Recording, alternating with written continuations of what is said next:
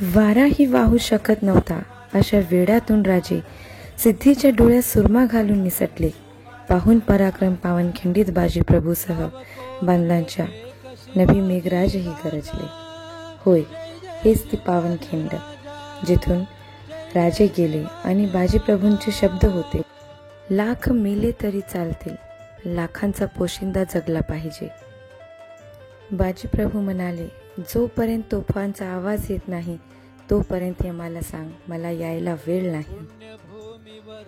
हजार घाव झेलूनही बाजी बाकी आहे, जोवर येत नाही तोफांचे आवाज तोवर लढण्याचा हट्ट बाकी आहे, तोवर लढण्याचा हट्ट बाकी आहे. बाजीप्रभू देशपांडेमुळेच ह्या घोडखिंडचं पावनखिंड झालं.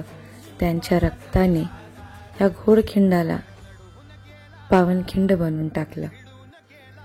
रक्त सांडलं पण स्वराज्य वाचवलं, म्हणून ही खिंड पावनखिंड झाली.